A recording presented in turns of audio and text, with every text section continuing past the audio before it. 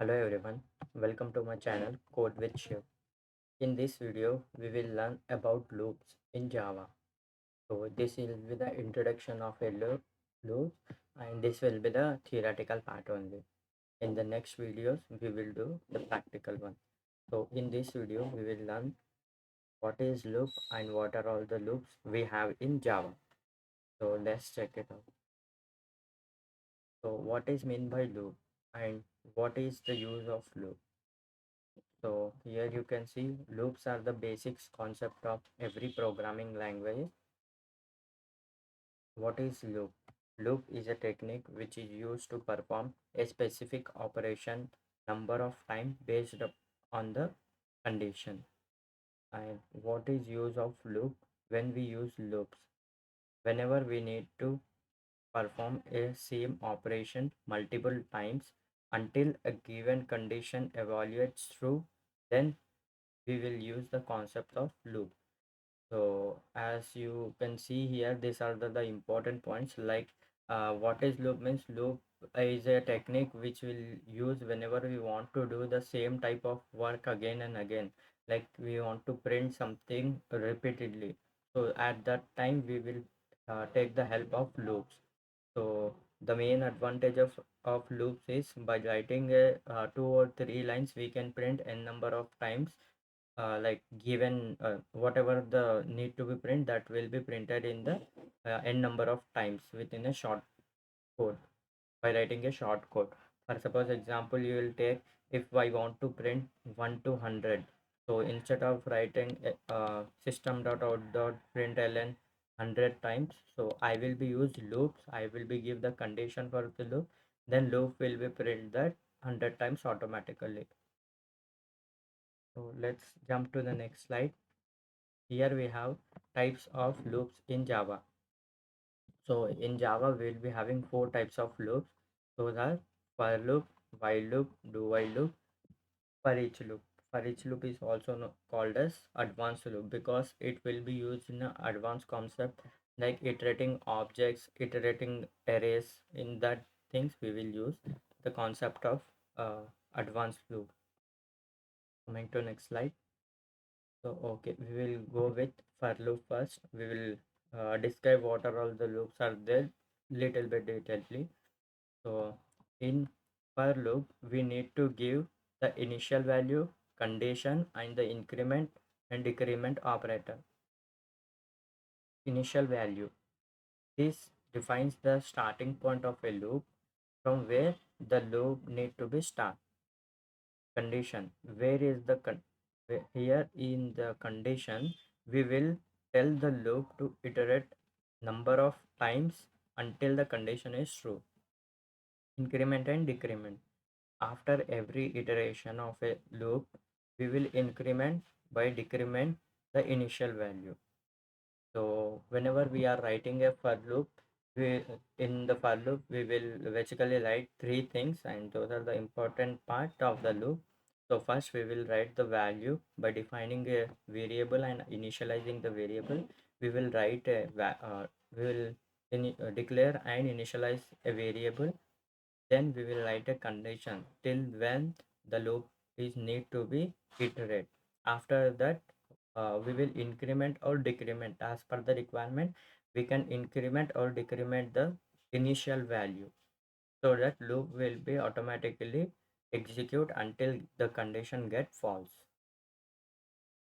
So here for loop checks for the condition. If condition is true, it will execute the body of it will execute the body, otherwise it will exit the loop. So as I said, like once the loop will be iterate until the condition is true. Once the condition get false, then loop will be automatically terminated. So note point here is whenever we know the number of iterations to be performed, then we will use loop. Yeah, for loop. So when we know how many times the loop need to be iterated or how many times the particular data need to be printed, at that time we will go with the for loop concept. So let's move to the next slide. So here is the syntax and diagram of a for loop. So here you can see Here we are taking a for loop. We are taking a for loop and we are declaring the variable here. Variable declaration and initialization. This will be a starting point of a loop. So from where loop need to be start, here we define that. Then here we will give the condition, like if I want to print 100 lines, 100 numbers, 1 2 3 4 like that. So here I will be give variable name, then less than or equals to 100 I will give. Here I will be increment, because every time adding we are adding, I mean number is increasing 1 2 3 by 1, so I am just increment the variable here. This will be the body of the loop. Whatever we need to print, that will be uh, taken care by this body. Here we will write all our operation what need to be done for every iteration of a loop. So here is a simple diagram. First loop will start from here, then it will give checks for the condition. If the condition is true, then it will go and execute the statement. Then it will be incremented or decremented based on the requirement. After that, again it will check for the condition. Again, if condition is true, then it will execute the statement. Then again check for the condition until the condition get false. It will check. Then once the condition get false, it will terminate the loop. That is, it will exit the loop. Next, move to the next slide. So second one is while loop. Uh, in while loop, we need to give only the condition. So whenever we are using how we are giving initialization and condition and incrementing the value. So in the while loop, we will not doing that. We will just give the condition, and the while loop every time it will checks for the condition. If the condition is true, then it will execute the body of the loop, otherwise it will be terminated. So let's check the points. While loop will be execute until the condition is true. Once the condition is false, loop will be terminated. Stop. While loop is the first. While loop is sorry. While loop first check the condition. If condition is true, it will execute the body. Otherwise, it will execute the loop. So as I said, if the condition is true, then it will execute the body. Otherwise, it will be get terminated. In while loop, we will use increment by decrement operator based on the requirement, and write we will write it in the body of a while loop. So as I said, while loop it will be take only the condition. So we will write condition, and based on the requirement, we will change the value inside the body. Whatever requirement is there, based on that we will increment, decrement, or we do some other operations based on the requirement. So here the note point is, whenever we don't know the number of iterations to be performed, then we will use the while loop. So like how we use for loop, when we know the number of iterations to be performed, then we will use for loop. If the number of iterations, we don't know how many number of iterations to be performed, then we use while loop. So let's check for the syntax. Here is a syntax and diagram. In syntax, like as I said, only it will accept the condition. It will take only condition, while condition, then body of the loop. Whatever operation we need to perform, then it will accept that operation. Here you can see a diagram of a while loop. So same as a for loop, same as the for loop. Only thing is we will not having the increment and decrement in this. Based on the requirement, we will increment or decrement it. So start, it will start, then it will check for the condition. If condition is true, then it will be print the statement. Again check for the condition, again print the statement until the condition get false. This will rotate. Once the condition will be false, then it will be exit from the loop. Next, move to the next slide. Next we have do while loop. In do while loop, Like do while loop and while loop both are similar. Only the thing is we will be having a do block here before the while, and while will be not having any body. In the do only we will write entire body, and while we will give only condition. So let's check the points. In do while loop we will write the body of a loop in do block and body of a loop in the do block, and we will give the condition in a while loop after the do block. Do while loop is same as while loop, only the difference is it will first execute the do block, then checks for the while condition. Yes, this is the main difference. And let's check the another point. Do while loop will execute at least once even the condition is false. Hence the minimum number of iteration is 1. So this is the main difference between while loop and do while loop. That is, like, while loop will first check for the condition and then execute the body of a loop. And the minimum number of iterations for while loop is 0. And coming to do while loop will first print the statement, like execute the body of a do, then it will check for the while condition. And the minimum number of iterations for do while loop is 1. So this is the main difference. Might in many interviews they will be asked like what is the difference between while loop and do while loop. So these 2 points are enough, more than enough.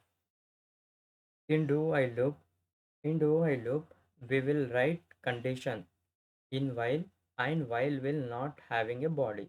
So yes, you can mention this also.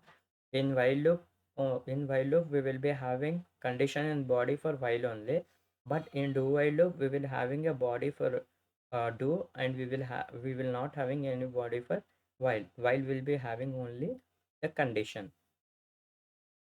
So note point for this is whenever we need to print the statement at least once, irrespective of a condition, then we will use do while loop.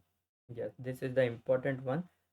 Like whenever we need to print that particular statement, whatever, like what irrespective of the condition we need to print the statement, then we will use this condition, I mean this loop. Let's check the diagram.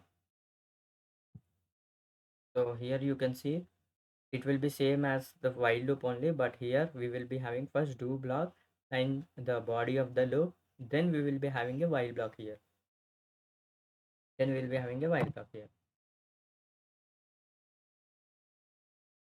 So here we will write whatever operations we need to perform in the loop, then here we will be write the condition.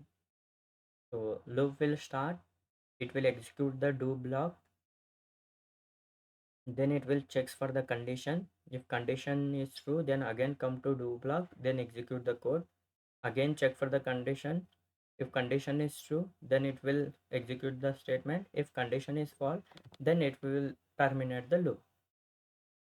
So same diagram, the only thing is first it will execute the statement, then check for the condition.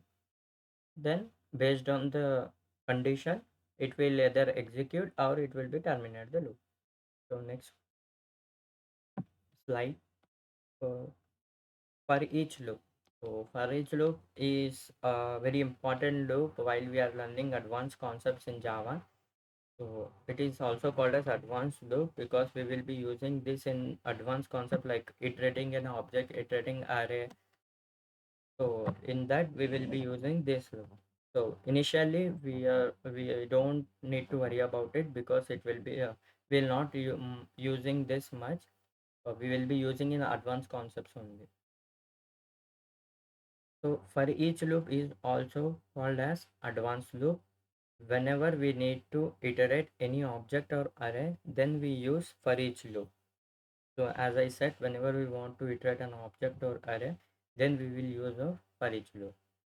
In for each loop, we will declare variable, and we we will take the reference variable of a object or array, etc. So like how we are in the condition block, like in the condition bracket, so we will be take a variable, and we will take the reference variable. So every time it will be checks for the data in the reference variable. If it is there, then it will be iterate and print. If it is not there, then a loop will be stop execution. In for each loop, we don't need to worry about number of iterations, because for each loop will iterate based on the reference variable value or data. Like I said, it will just check for the data is present or not in the reference variable. If it's present, then it will be iterate. If it's not present, then it will be terminate the loop. So the node point uh, is whenever we need to iterate the object or array, then we will use for each loop. So as I said, like whenever we want to iterate the object array, or so in advanced concepts only we will mostly using it. So as of now, we can just have a bit idea about what is for each loop and when we use. Later on, we will learn about for each loop when we are going with the advanced concepts. Let's see the diagram for this. So same as this, the only thing is for each loop will be not having any condition. It will be just check whether the data is present or not in the reference variable. If the data is present, then it will print, I mean iterate that data. If it is not present, then terminate the loop. So here it will start, it will check for the data. If data is present, then it will iterate. Again, it will check for the object or array data. Then it will be iterate, check for the data. If present, then iterate. If data is not present, then it will be exit the loop, terminate the loop. So same as that. And here you can see the syntax variable declaration. Here we will be take a variable, and here the reference variable. So whatever the object stored, that reference variable we will take here, and here we will take a new variable that will be storing this type of object data. So this return type will be same as this. So if you are iterating an object, so here you need to take an object only. So for next slide, we done with all the introduction of loops in Java. So we'll learn four loops, like what are all the loops, like four loops: for loop, while loop, do while loop, and for each loop. So we have a basic idea about it.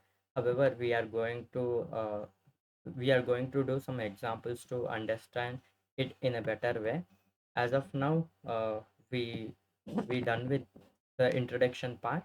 So that's it for the day. Thank you for watching. If you enjoyed the video, please like, share, and subscribe to Code with Shiv, and hit the bell icon to get the further notification from the channel. And if you have any queries, please comment me in the comment box. Thank you for watching this video.